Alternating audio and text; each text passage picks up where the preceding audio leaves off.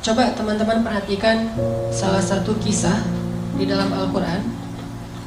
Kayak gimana Allah itu kalau nolong hambanya itu caranya agak-agak unik dan penuh dengan kejutan. Coba kita perhatiin di dalam surat Al-Qasas, surat 28. Pada punya aplikasi Quran? Coba buka surat Al-Qasas, surat 28 ayat 7. Surat Al-Qasas, surat 28 ayat 7. Saya akan tilawah dulu ayat 7 sampai ayat 13. Surat Al-Qasas ayat 7 sampai ayat 13.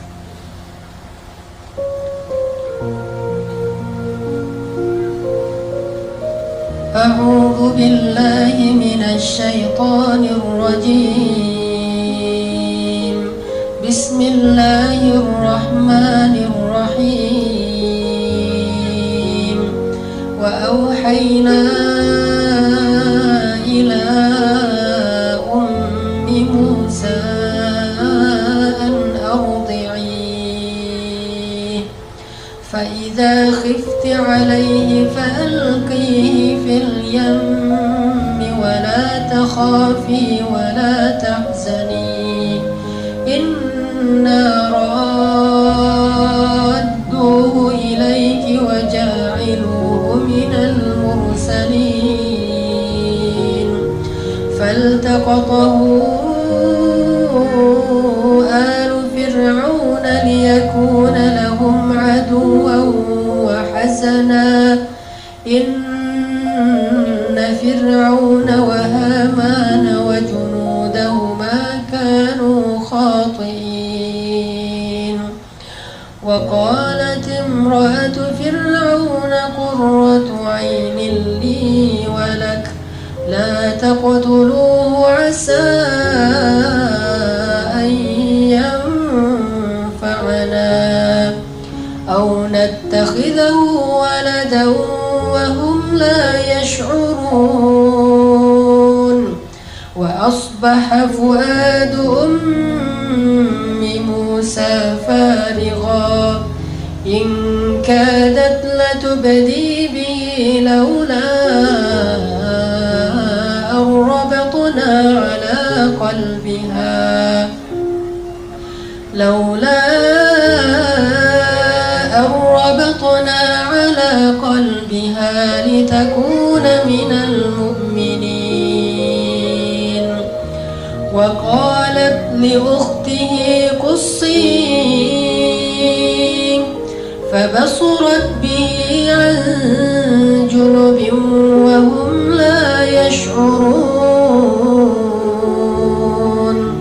wa harramna alayhi al-maradi'a min qabl faqalat hal adullukum ala ahli bayti yakfulunahu lakum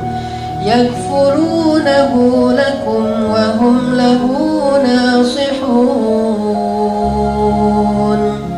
faradadnahu ila ummihi kay taqarra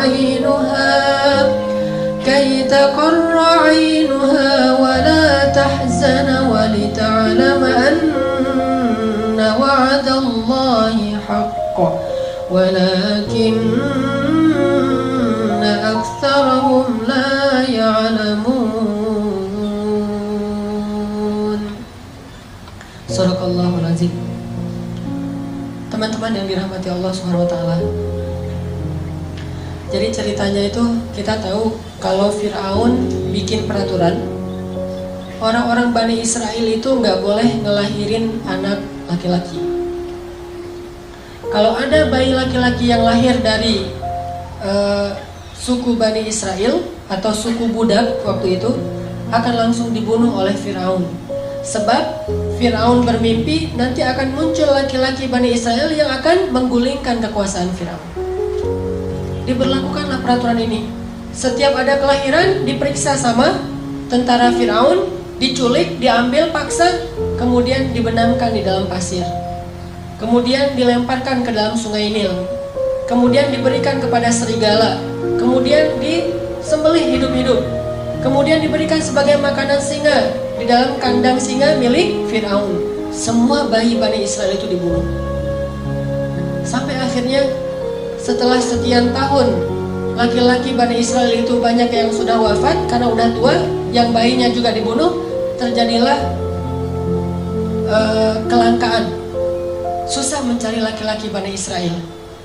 Sedangkan orang Mesir butuh laki-laki Bani Israel sebagai budak untuk bekerja, buat piramid, menggembala ternak-ternak mereka, jadi tentara-tentara dari para golongan budak.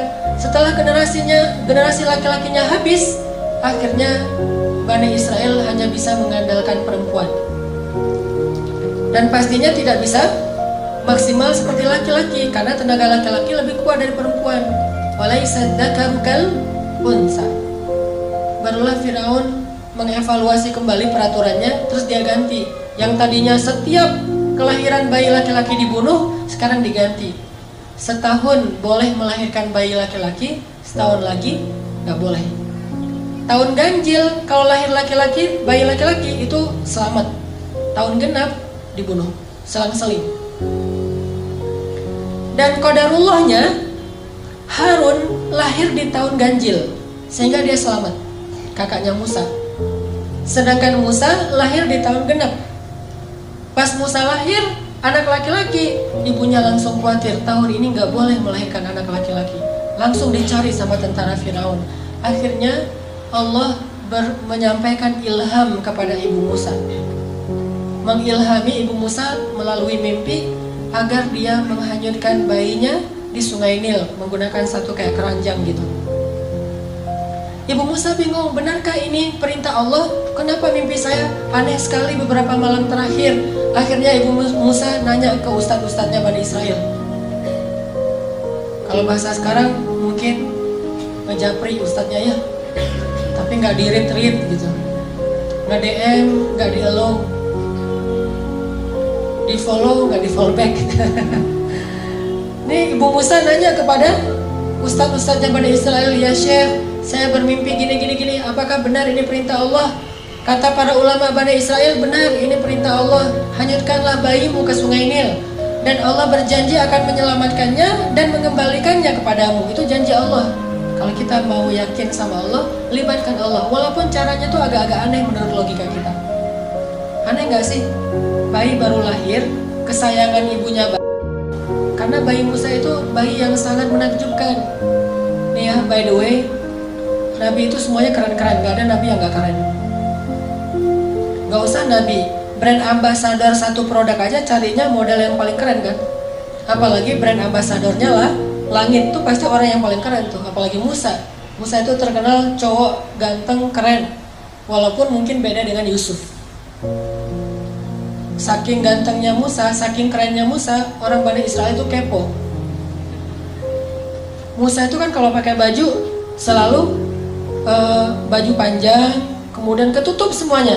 Padahal kan tubuh laki-laki bagian mungkin sampai perut itu bukan aurat, perutnya bukan aurat, dadanya bukan aurat, lengannya bukan aurat. Tapi Musa itu menjaga, walaupun bukan aurat, kalau untuk Musa mungkin bisa jadi aurat, saking kerennya badan Musa. Kalau saya mungkin pas lagi tawaf umrah kan suka pakai pakai ihram, kadang-kadang kelihatan lengannya biasa aja. Tapi kalau kelihatan lengannya Musa, itu cewek-cewek, wah keren, Musa tubuhnya keren banget gitu. Sehingga Musa tuh kalau pakai baju selalu baju panjang. Sampai Bani Israel saking keponya sama Musa, mereka fitnah Musa dengan bilang, tahu nggak kenapa Musa itu pakai baju panjang terus? Nggak pernah kelihatan lengannya, apalagi badannya nggak pernah kelihatan. Kenapa? Karena tubuh Musa itu banyak kudis katanya, banyak penyakit kulit katanya. Posting di mana-mana, viral. Jadi diomongin di antara Bani Israel, Musa penyakit kulit, hashtag posting. Direpost sama Bani Israel. Karena udah viral, semua orang ngomongin fitnah terhadap Musa. Akhirnya Allah Subhanahu wa Ta'ala menunjukkan pembelaannya kepada Musa. Itu nanti disebutin di akhir surat Al-Ahzab. suatu hari Musa lagi mandi di sebuah kayak sumur gitu, sumur tertutup. Musa lagi mandi di situ, bajunya ditaruh di atas batu. Jadi buka baju, taruh di atas batu, hanya pakai celana mandi. Ternyata diam-diam batu itu pindah. Allah yang suruh, batu pindah loh. Oh ya, pindah dia. Batunya pindah. Pas Nabi Musa beres mandi, cari-cari bajunya mana nih, ternyata batunya udah pindah. Dideketin sama Musa. Gak bisa dia diraih karena Nabi Musa gak pakai baju, hanya pakai celana. Akhirnya Nabi Musa pakai galah gitu, ngambil bajunya di atas batu. Ternyata pas mau diambil pakai galah, batunya lari. Ini luar biasa, dan ini kisah nyata disebutkan di Al-Ahzab, dan tafsirnya juga demikian. Batunya lari tuh. Pas batunya lari, Musa kan bingung, akhirnya ngejar batu. Thawbi hajar, bajuku dibawa lari batu, ngejar aja. Terus kejar-kejaran, batu Musa. Kemana larinya si batu? Larinya ke pasarnya Bani Israel. Jadi anak-anak Bani Israel lagi main skate gitu, batunya lewat. Kirain tadi itu obstacle buat nge-trick sama anak-anak skate. Lagi pada main BMX-nya, lagi bani bang gitu, lagi pengen nge-trick, lewat batu. Ada anak-anak Bani Israel lagi nongkrong gitu, lagi ngopi-ngopi, batu lewat, Musa lewat. Heran, semuanya ngelihat tubuh Musa yang gagah. Sengaja tuh Allah berfirman ke batu supaya larinya di antara orang ramai, tempat mainnya anak muda, nanti di alun-alunnya Bani Israel. Pokoknya keliling aja, keliling kota. Jadi Musa jadi kayak Indorunners gitu, keliling sambil lari dengan tubuhnya yang keren, sehingga Bani Israel semuanya, lo bawa HP nggak? Ambil kamera. Jadi trending topik. Musa ternyata tubuhnya keren banget. Baru berhenti di tengah pasarnya Bani Israel. Pas batu itu berhenti di tengah pasar Bani Israel, Musa datang langsung ngambil baju, pakai, dan Musa marah kepada batu itu. Dipukul oleh Musa dengan 3 pukulan, hancurlah batu itu. Musa itu terkenal nabi yang sangat kuat. Bayangin, saking kuatnya Musa, kakaknya aja Harun ditarik di janggutnya, dibanting. Musa, malaikat turun. Kan malaikat kalau ketemu nabi itu rata-rata menjelma sebagai laki-laki ya. Turun tiba-tiba ada laki-laki di sebelah Nabi Musa, ditonjok. Buta mata malaikat. Naik ke Allah, ya Allah mata saya, kenapa ditonjok Musa? Sembuh, turun lagi, ya Musa saya malaikat. Oh kirain tadi begal gitu mau. Nah, Musa itu terkenal nabi yang sangat kuat.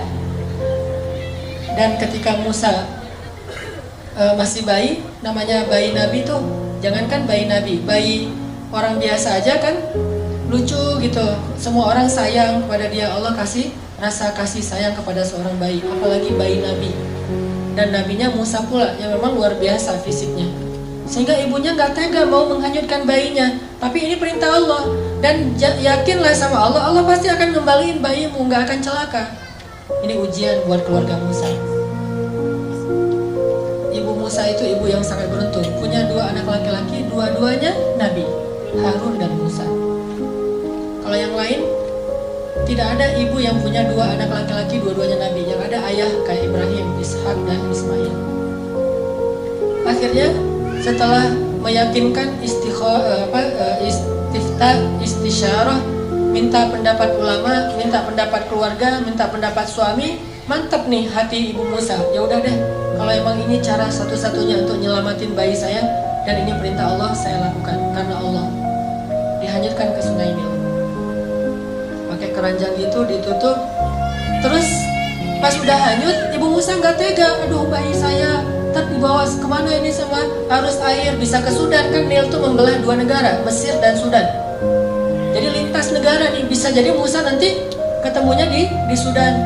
Kayak di kampung saya dulu pas terjadi tsunami di Aceh, kan ada orang yang hanyut sampai ditemukannya di pulau seberang, terus ketemu lagi sama keluarganya setelah 10 tahun. Baru ketemu 2014. Jadi 2004 terjadi tsunami, 2014 baru ketemu keluarganya, karena dia udah sekolah, kalau nggak salah udah kuliah gitu. Udah kuliah ke daerah Aceh Selatan, ketemu sama keluarganya 10 tahun loh. Tak kuliah, tak SMA gitu pokoknya. Musa bisa aja hanyutnya sampai ke Sudan. Akhirnya ibunya bilang ke mbaknya Musa, "Mbak, kusih itu artinya cari tahu gimana kabar adikmu." Akhirnya mbaknya Musa menyusuri sungai Nil. Dan perhatikan teman-teman, Allah punya rencana, dan rencana Allah itu sebaik-baik rencana. Musa itu kan dihanyutkan ke sungai Nil menghindari Firaun kan? Tapi malah ini tabut atau keranjangnya Musa hanyutnya masuk ke sebuah selokan yang mengarahkan dia ke istananya Firaun. Jadi masuk ke sebuah selokan air yang air itu nanti ujung-ujungnya ada di istana Firaun. Dihindarkan dari Firaun, malah didatangkan kepada Firaun oleh Allah. Allah punya rencana. Masuk ke selokan itu, hanyut sampai ke pemandian keluarga Firaun. Ditemukan sama dayang-dayangnya Firaun. Pas dibuka, bayi kecil yang luar biasa dikasih kepada istri Firaun. Lalu ketika diberikan kepada istri Firaun langsung jatuh hati kepada bayi Musa. Dan qadarullah, waktu itu istri Firaun belum punya anak, sehingga dia pengen banget punya anak laki-laki. Dipanggil sama istri Firaun ke suaminya, "Fir, aku dapat bayi loh," gitu. Kan manggilnya Fir. Fir, sini loh, aku lagi dapat bayi nih. Bayi yang mana? Pas dilihat sama Firaun itu walaupun dia zalim, jahat, dia itu pintar. Namanya juga keturunan raja, kan Firaun itu julukan raja-raja Mesir. Kalau raja Yaman julukannya Dhu, kayak Dzun Nuwas, Dzulqarnain. Jadi Dhu itu Yaman. Kalau kayak di Mesir itu Firaun. Nah, Firaun ini karena keturunan raja, bukan orang bodoh, dia tahu ini bayi Bani Israel yang dibuang karena takut dibunuh. Akhirnya Firaun mengatakan, "Ini pasti bayi Bani Israel, akan saya bunuh." Kata istrinya, "Fir, kan kita nggak punya anak udah berapa tahun. Saya pengen banget punya anak. Kalau kamu mau bunuh dia, jangan sekarang deh. Kasih saya waktu untuk bisa bersenang-senang dulu dengan dia. Qurratu ainin li walak. Mudah-mudahan anak ini bisa menjadi kesenangan buat saya dan buat kamu." Kata Firaun, "Laki la liya." Untuk kamu ya, untuk saya enggak. "Ya udah, kamu simpan aja sesuka kamu. Kalau udah bosan ntar kasih ya, biar gua bunuh." Kata Firaun. Disimpan dipelihara oleh istrinya Firaun. Pas dipelihara, ternyata hari pertama itu haus, nangis. Bayi Musa nangis dan istri Firaun. Ada yang bilang ini Asia, ada yang bilang bukan. Sebutlah misalnya Asia. Asia nggak punya ASI, akhirnya Asia pun membuat sebuah audisi menyusui di Mesir. Bikin spanduk segala macam iklan di TV, audisi ibu menyusui. Siapa yang bisa menyusui anak istana, anak raja, maka dia akan diberikan kekayaan yang sangat banyak dan akan diangkat sebagai salah satu keluarga angkat raja. Wah, ibu-ibu pada ngantri pengen ikut audisi. Ngantri lama. Ada ratusan orang yang pengen ikut audisi. Satu demi satu datang untuk menyusui Musa. Musa tidak mau. Semuanya pada menyusui. Enggak. Kalau sekarang mungkin gimana? Kalau aku sih yes, nggak tahu mas, anak gitu ya. Nah, ini artinya Musa nolak semuanya. Sampai akhirnya udah semuanya beres, yang mau menyusui nggak ada yang bisa. Di paling belakang itu kakaknya Musa, mbaknya Musa ikut audisi juga, ngantri. Sama pengawal ditanya, "Oh, ngapain kamu sini?" "Saya mau ngantri." "Ini untuk menyusui?" "Ya, saya akan menawarkan kepada keluarga istana ada satu orang ibu yang bisa menyusui bayi ini." Ya udah. Akhirnya dibawalah ibu Musa, dan ketika didekap oleh ibu Musa, maka Musa langsung menyusui kepada ibu kandungnya. Dan sejak saat itu Asia mengangkat keluarga Musa sebagai keluarga angkat istana. Tinggal di istana, digaji oleh istana. Bahkan bukan hanya ibunya yang tinggal di istana, ayahnya Musa, mbaknya Musa, kakaknya Musa yang Harun, sekeluarga besar itu tinggal di istana semuanya dan digaji pula oleh istana. Itulah sebaik-baik rencana Allah.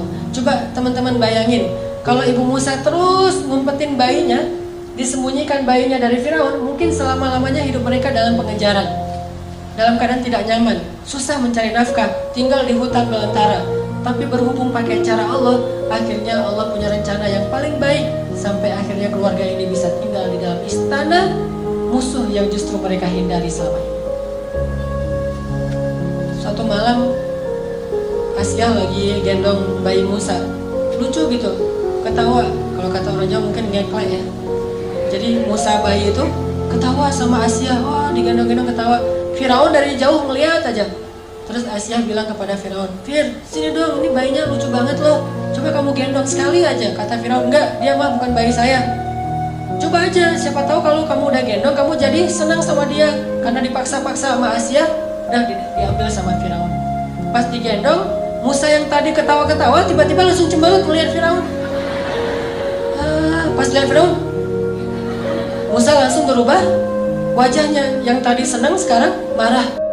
Firaun heran, tanya Asia, ini kenapa nih bayi ini pas ngeliat saya jadi marah kayak gini? Emang ada masalah apa dia sama saya?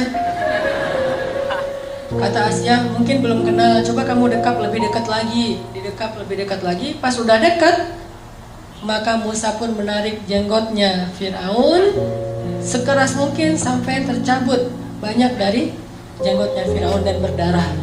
Tarik sama Musa. Wah, Musa bayi itu ngelawan Firaun, jenggotnya ditarik. Gimana kalau udah dewasa? Ini kekuatan Musa. Akhirnya pas jenggotnya Firaun ditarik, Firaun emosi dilempar bayi Musa. Ini benar-benar bayi celaka segala macam, dia ngumpat-ngumpat, dia marah-marah, didekap oleh Asia. Asia nangis karena bayi kesayangannya dilempar oleh suaminya. Kemudian Firaun memutuskan, besok saya akan membunuh bayi ini. Pasti ini nih yang saya dapat dalam mimpi. Dan Asia sudah tidak bisa mengubah keputusan suaminya untuk membunuh bayi tadi. Akhirnya sepanjang malam Asia memeluk Musa, nangis, sepanjang malam nangis sama ibunya Musa. Tiba-tiba Allah kasih ide, ilham ke dalam pikirannya Asia, gimana cara menyelamatkan Musa. Pas paginya Asia bilang kepada Firaun, suamiku, saya tidak akan menghalangi kamu untuk menghukum bayi ini. Tapi sebelum engkau menghukum dia, beri saya satu kesempatan supaya semakin yakin apakah bayi ini sadar ketika mencabut janggutmu atau tidak sadar. Kalau dia sadar, silahkan kamu hukum. Kalau dia tidak sadar, maafkanlah dia. Karena dia hanya bayi, anak kecil yang tidak ngerti apa-apa. Kata Firaun, gimana cara membedakan dia sadar dan tidak? Kata Asia, taruhlah bayi ini di tengah, di sebelahnya ditaruh bara api, di sebelahnya lagi ditaruh roti. Kalau bayi ini sudah bisa berpikir, dia akan memilih roti. Tapi kalau bayi ini namanya juga anak kecil nggak ngerti, dia mungkin akan memilih bara api. Kalau dia memilih roti, maka hukumlah dia. Tapi kalau dia memilih bara api, maafkanlah dia. Ditaruh Musa di tengah. Oh, logis juga nih kata Firaun. Ya udah dicoba aja deh. Pasti dia akan milih roti, masa api panasnya juga udah menjauh kan? Dia pasti akan ngambil roti atau kayak permen gitu. Ditaruh Musa di tengah, di sini bara api, di sini makanan. Ternyata Musa bangun dari duduknya, mengambil bara api, dimakan oleh Musa, dan kemudian Musa kesakitan dan menangis. Sejak saat itulah lidah Musa menjadi luka dan menjadi agak cacat.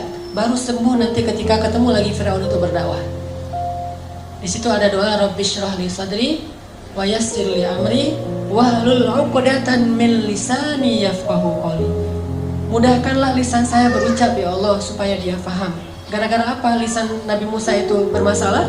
Gara-gara makan bara api. Pas makan bara api langsung dia muntahin lagi. Dia nangis-nangis karena kesakitan. Dipeluk oleh Asia, diberi obat. Dan ketika itu Asia mengatakan, tuh lihat bayi ini gak ngerti apa-apa. Masa kalau dia ngerti dia mau makan bara api, maafkanlah dia wahai suamiku. Akhirnya Firaun mengatakan, ya udah berarti dia emang bayi yang gak ngerti apa-apa, dimaafin. Selamat Musa. Lihat cara Allah menjaga hambanya.